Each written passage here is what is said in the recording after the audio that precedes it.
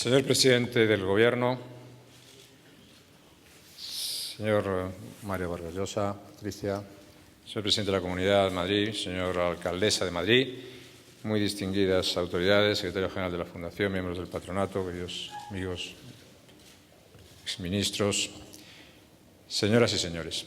En primer lugar, muchas gracias por asistir a este acto, porque hoy es un día muy importante para la Fundación FAES. En este día reafirmamos nuestro compromiso con el valor universal al que aspiramos todos los seres humanos.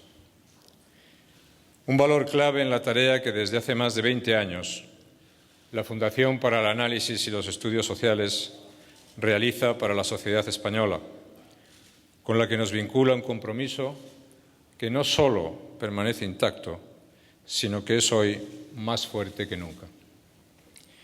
Un valor que es propio de la modernidad y de la civilización, que no es patrimonio de ninguna cultura, continente o tradición. Un valor imprescindible, el valor de la libertad. Lo hacemos como es más justo hacerlo, mediante el reconocimiento público de uno de sus más brillantes, valientes y eficaces defensores, Mario Vargas Llosa, a quien hacemos entrega del cuarto Premio FAES de la Libertad. Es un honor contar con su presencia y compartir con él y con todos ustedes esta celebración. Gracias sinceramente por estar aquí. Gracias, señor presidente del Gobierno, por estar aquí con nosotros esta tarde. Glosar una trayectoria como la de Mario Vargas Llosa no es sencillo. Y a estas alturas probablemente no es necesario. Mario Vargas Llosa es la literatura, es la lucidez y la inteligencia. Es la mirada honda, incisiva e íntegra. La mirada civilizadora, fraterna y cordial. Es esa mirada hecha palabra. Nació en Arequipa, en Perú. Se licenció en Letras en la Universidad de San Marcos de Lima y se doctoró por la Complutense de Madrid. Vivió en París y en Londres y en Berlín y en Barcelona y en Washington y ahora en Madrid. Publicó La ciudad y los perros en 1962 y desde entonces novelas, ensayos, teatro, estudios, reportajes y periodismo llenan toda una vida de la mejor literatura que ha obtenido los más importantes premios. Desde el año 1994 es miembro de la Real Academia Española. Su obra ha sido traducida a más de 30 idiomas. En 2010, como todos saben, le fue concedido el Premio Nobel de Literatura. El discurso que pronunció con motivo de ese premio constituye una pieza única y también probablemente su mejor semblanza posible. Un elogio de la literatura y de la ficción, un elogio de la libertad y de cuánto la fecunda, la protege y la ensancha. Y una crítica de lo que la hostiga, la daña o la menosprecia. Mario Vargas Llosa nos dice que escribe porque sin las ficciones seríamos menos conscientes de la importancia de la libertad que hemos ido conquistando en la larga hazaña de la civilización. La civilización como hazaña de la humanidad y la libertad como su cumbre es una de las claves de su obra literaria, política y cívica, una de las claves de su vida. La de Mario Vargas Llosa es un alma en permanente vigilia por la libertad, atenta a cualquier indicio de fatiga, de decaimiento o de pereza en ella, alerta siempre contra el totalitarismo y sus caminos. Él vive, narra e imagina la gesta cotidiana de ser libre, toca así la cumbre de la civilización y por esa razón es para mí un gran placer hacerle entrega de este premio. Queridos amigos, en su discurso de Estocolmo, Mario ofrece testimonio de muchas cosas y de muchas personas, del Perú, de América Latina, de la lectura, de París, de la familia como origen y de la familia como destino, de Patricia, de los hijos, de los nietos, y también ofrece testimonio de España y de los españoles. Mario es muchas cosas importantes, y entre ellas, y de manera destacada, está el ser también español. Se hizo español sin dejar de ser otras muchas cosas. Primero, español de Barcelona, a principios de los años 70. La ciudad, señala, donde había que estar para respirar el anticipo de la libertad. Luego, español que aplaude y abraza una transición política modélica. A su juicio, un hecho tan prodigioso como los de las novelas del realismo mágico. Afirmó en Estocolmo que la transición española ha admirado al mundo entero. Una experiencia emocionante y aleccionadora, vivida muy de cerca y a ratos desde dentro. Esa España capaz de asombrar al mundo por su voluntad democrática, de crear un orden de libertad que abrió la puerta de Europa, ha sido siempre objeto de nuestra atención académica y de nuestro compromiso político. Ahora, de nuevo, debemos traer al presente el significado del pacto constitucional en el que se plasmó la transición democrática. Especialmente cuando se quiere extender la falsedad de un supuesto fracaso histórico de España y se hace de esta falsedad la coartada para la ruptura. El acuerdo democrático entre españoles significó la integración respetuosa frente a las tensiones de disgregación. Significó el anhelo de convivencia frente a la ebullición fratricida. Significó el desacuerdo razonado frente a la lucha sectaria. Y todo eso nos ha hecho ser más libres, más prósperos, más responsables de nuestro propio destino.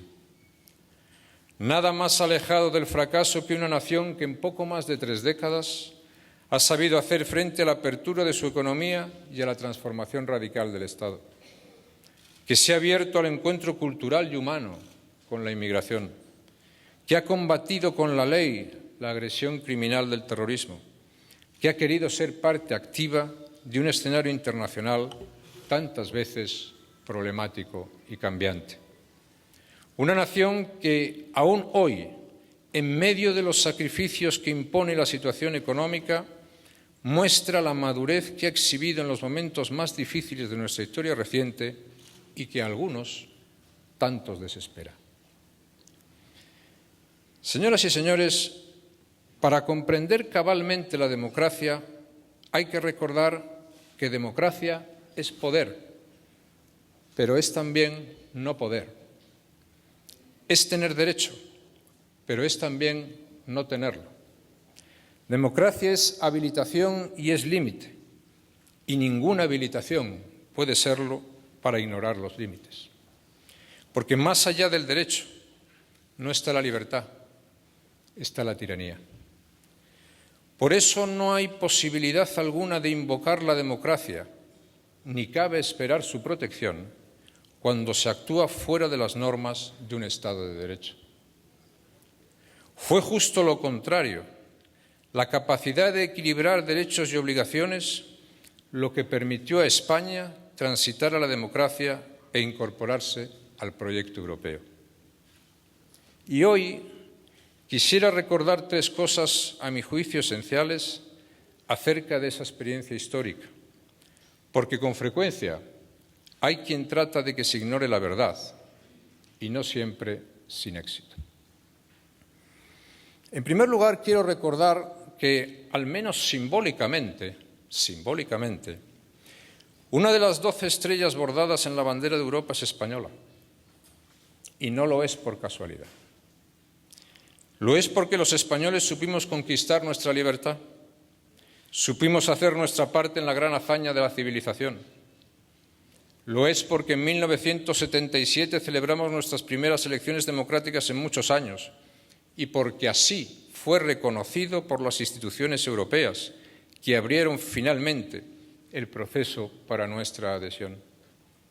Lo es porque hicimos una Constitución de todos, Y lo es porque en 1986 pasamos a formar parte como miembros de pleno derecho de un proceso que busca la unión cada vez más estrecha entre los pueblos de Europa, según sigue afirmando el artículo 1 del Tratado de la Unión Europea. Tratado que desde su preámbulo reitera su compromiso con el Estado de Derecho y destaca la importancia histórica de poner fin a las divisiones en el continente. Un proceso europeo que nació explícitamente frente a todo lo que el nacionalismo evoca de destructivo en la historia de Europa y que por ello acaba de recibir el Premio Nobel de la Paz.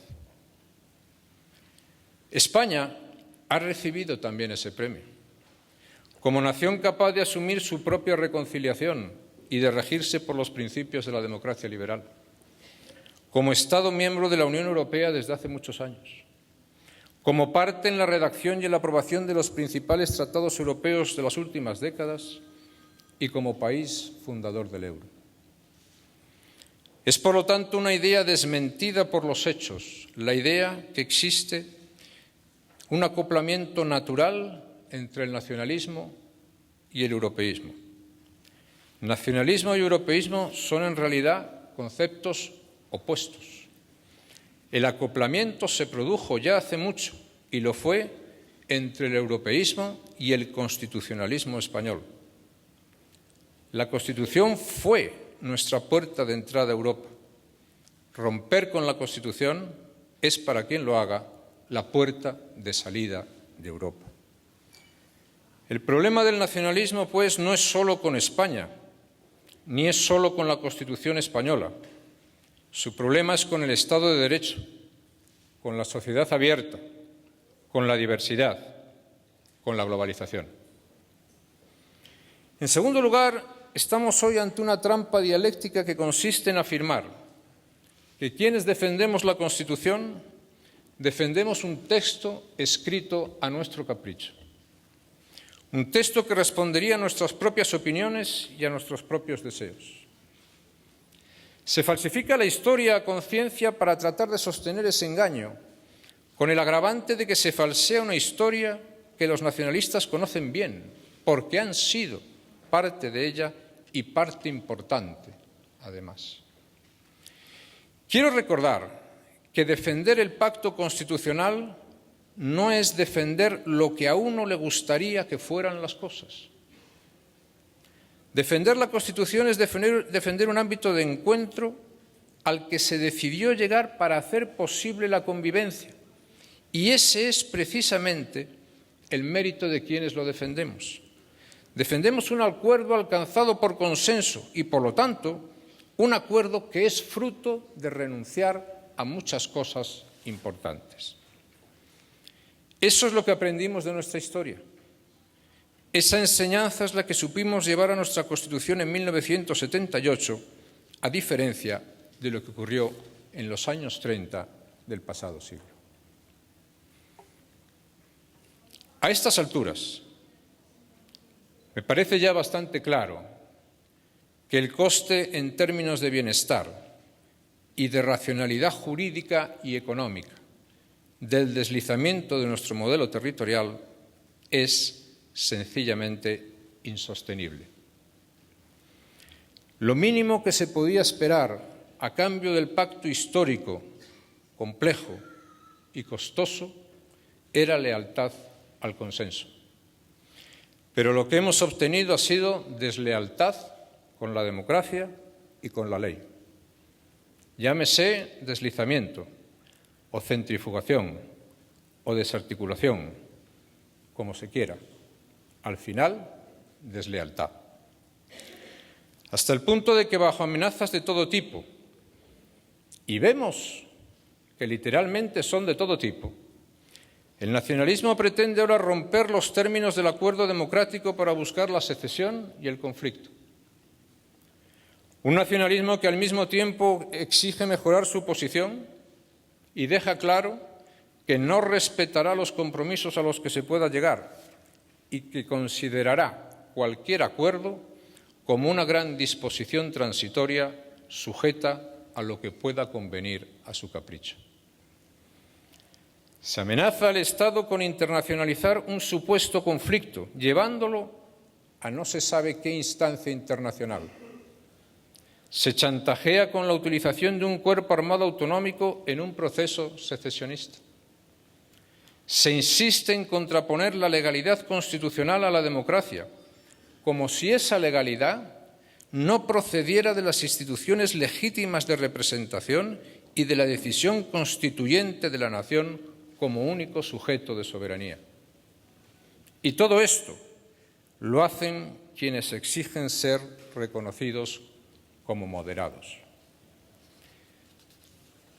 Señoras y señores, yo no participé en la guerra de sucesión junto a los leales a Felipe V. Ni yo ni ninguno de los españoles, muy en primer término catalanes, que con la Constitución y gracias a ella han llevado a Cataluña a la mayor autonomía de su historia sin comparación alguna posible. He dedicado toda mi vida política a colaborar en la construcción de un proyecto nacional y democrático, un proyecto anclado firmemente en los valores constitucionales, animado por el espíritu de la transición que nos devolvió a la convivencia en libertad, abierto a la pluralidad y convencido también de que lo común, lo que nos une, es más que la suma de las partes. Muchos hemos compartido esa gran tarea. La credibilidad y la solidez de ese proyecto han merecido la confianza mayoritaria de los españoles. Pero hoy vuelve a ser puesto a prueba por una crisis económica profunda y por una crisis provocada por los que jalean el desgarro, por los oficiantes de la ruptura, por los que han decidido dar una patada al tablero y pretenden además que eso forme parte del juego. Y no hay duda que forma parte del suyo. Pues bien, ese proyecto político compartido e inequívocamente mayoritario lo es ahora de gobierno. Protegerlo es la responsabilidad de este tiempo. Garantizar la integridad de los principios constitucionales, articular voluntades a favor de la convivencia, preservar los derechos de todos los ciudadanos, ser un eslabón sólido en la continuidad histórica de España. Reitero lo que he dicho ya en alguna ocasión. España no se va a romper. Y añado, para los que juegan irresponsablemente con las cosas importantes, que España solo podría romperse si Cataluña sufriera antes su propia ruptura como sociedad, como cultura y como tradición. Cataluña no podrá permanecer unida si no permanece española. Quien piense que solo está en juego la unidad de España se equivoca. Antes de eso está en juego la integridad de Cataluña. Pues bien, a lo largo de nuestra historia, el nacionalismo ha planteado un desafío recurrente precisamente en los momentos de arraigo democrático español. Y no es casualidad. Y ahora, una vez más, pretende transferirnos la carga de la prueba interpelándonos con una pregunta. ¿Qué hay de malo en la ruptura? Pero la cuestión en realidad es bien distinta. Es el nacionalismo el que debe responder a la pregunta ¿qué hay de bueno en la ruptura? ¿Qué hay de bueno en ella y para cuántos? La España constitucional no necesita responder en hipótesis a esta pregunta, porque puede demostrar un rendimiento integrador real. Hay mucho de bueno en ella y lo hay para todos. Se han hecho grandes esfuerzos por incluir en el acuerdo a todos, incluso a quienes más exigen y menos están dispuestos a ofrecer. Pero ya que el nacionalismo nos ha dejado claro lo que podemos esperar de él, hagamos lo que hagamos, quizás haya llegado el momento de abordar una reforma que nos permita tener un Estado más ordenado, más eficiente, más justo. Un Estado que asegure nuestro bienestar, que nos dé mejores servicios y que fortalezca una sociedad de oportunidades para todos los españoles. El pacto constitucional sigue vigente. No se rompe solo porque alguien lo diga y solo puede cambiarse mediante los procedimientos previstos.